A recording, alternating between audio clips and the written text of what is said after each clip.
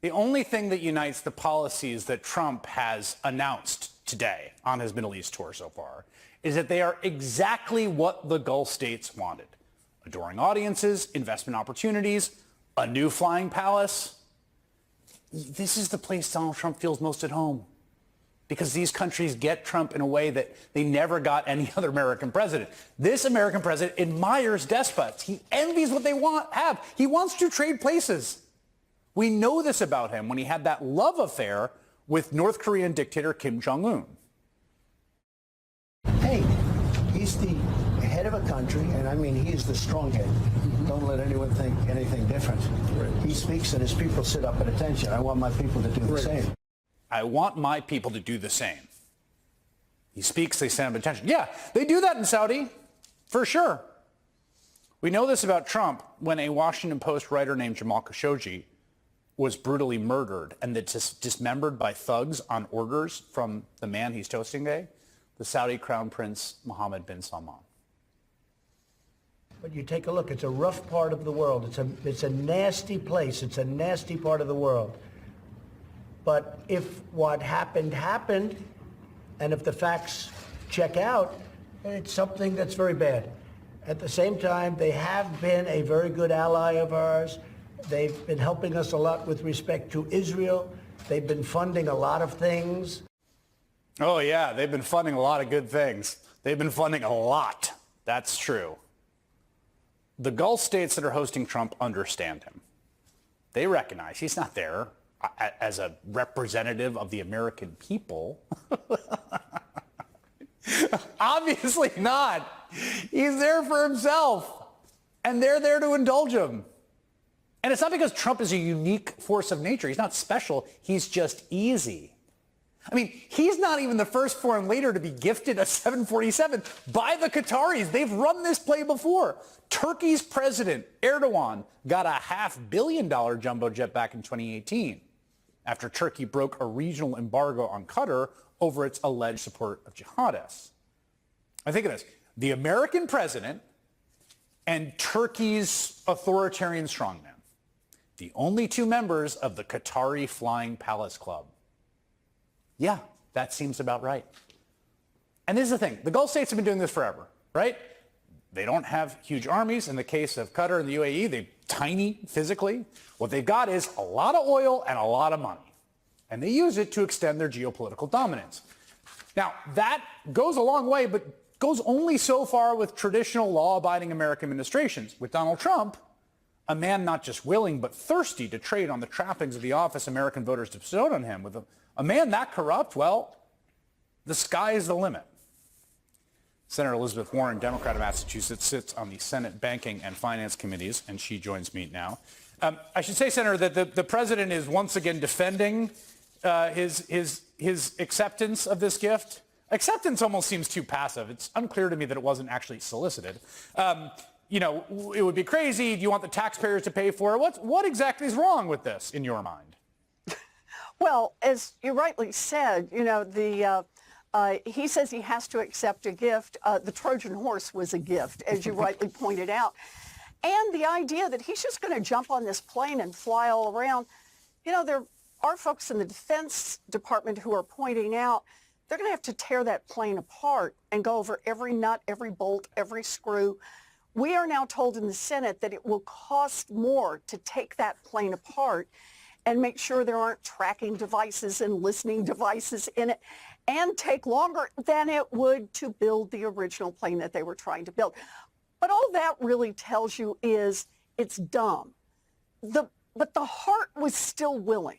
What Donald Trump wanted was something that was a big, giant plane for him to fly around in. And let's face it, for him to use personally, and then at the end to give it to his library so he would have it forever and ever. And to me, this is the perfect example of what this Trump administration has become all about. For 2 years, he ran for president saying, on day one, I will lower costs for American families. He gets elected. His first interview, he says, I got elected because I promised to lower costs on day one. About a month later, he gets asked about the tariffs and told that those are going to increase costs for American families. And his quote is that he couldn't care less. So it turns out we've now figured out, maybe 115 days into this administration, that Donald Trump is actually going to make one family better off financially, and that's the Trump family. And everybody else, Donald Trump just couldn't care less. Yeah, I mean, there's something remarkable about your kid's got to go down to $2 max, maybe 5 pencils. We're just going to take the flying Qatari palace in the air. Don't you worry about it. I mean, within a week of each other, he's saying those two things. Right. And you know, the thing is about this, it's not just that the Saudis and the Qataris get to play. UAE is in on this as well with the Bitcoin scam. So here's Donald Trump, who announces 3 weeks ago now, he says he's going to do a Bitcoin deal and the I shouldn't say Bitcoin, a stable coin deal. And here's the stable coin deal. He's going to go into business with an outfit called Binance. Now, this is an outfit that has been doing stable coins for a long time. They were forced to plead to criminal money laundering, that is, helping out drug traffickers, and terrorists, and others. They're not permitted to do business in the United States. And their CEO actually went to jail. Remind yourself just how bad it has to be before CEOs get sent to jail for white-collar crime. So these guys end up in jail. Now they are business partners with Donald Trump, while the guy, the former CEO, is allegedly asking for a pardon. What a great way to get up there with Donald Trump, offer to cut him in on the deal. But the UAE says, whoa, we can go better than that. Now that you have this partnership with Binance, here's what we're going to do. We're going to put $2 billion into the partnership, which boosts Donald Trump's fortunes immensely. He makes money off every transaction. He makes money off the money that is deposited and they pay no interest on. Another way for UAE to say, we understand how this works.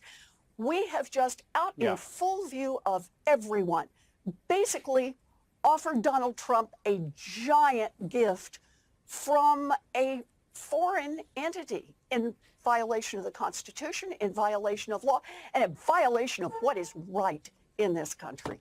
You know, the sort of the blatantness of all this, I think in a weird way has kind of redounded to his benefit. It's not like someone like, if you discovered a secret message that the Emiratis were wiring him $2 billion to a secret bank account, I think that would be an enormous scandal. Sort of doing it out in the open. But I will say this, I want to show you something that some Republican senators do seem, at the very least, a little uneasy with the flying Qatari palace. I want to play you some of it and get your reaction, see if there's anything there, and they're willing to do anything about it. Take a listen. I think maybe the thing to do is to say, hey, we appreciate it, but there's a lot of other things you could help us out with. That doesn't seem to be right, and I think it's not going to pass the smell test. Well, what I'm concerned is the safety of the president. I mean, Qatar's not, in my opinion, a great ally. Well, they better sweep that plane from front to back. And to your point, Senator, I mean, and to Senator Loomis's point, you know, I just want to say that, like, what you said before about it's going to cost a ton of money, like, the thing's going to have to be basically taken apart and put back together again. Yeah, but remember, these are Republicans who are just very tentatively saying, might not be the greatest deal, rather than saying, whoa, S-T-O-P. No, we're not doing this. You're not doing this. President of the United States is not doing this. Is there anybody on God's green earth who thinks that the Qataris are giving a $400 million airplane to Donald Trump without expecting or having already gotten something in return? And keep in mind, this is the question about corruption is the central issue on this stablecoins bill, which right now is being voted on in Congress. And all but one senators on the Republican side said they are all in. They don't want any curbs that would prevent the President of the United States making what appears to be somewhere between hundreds of millions of dollars and billions of dollars off his stablecoin undertakings from, again, God only knows who. We know two of the actors, the felon and the UAE, the Emirates. But who else is playing in this game, and what favors are they getting from Donald Trump in return for the money that they are putting into these stable coins? And yet, so far, every Republican senator, save one, has said it's okay with them.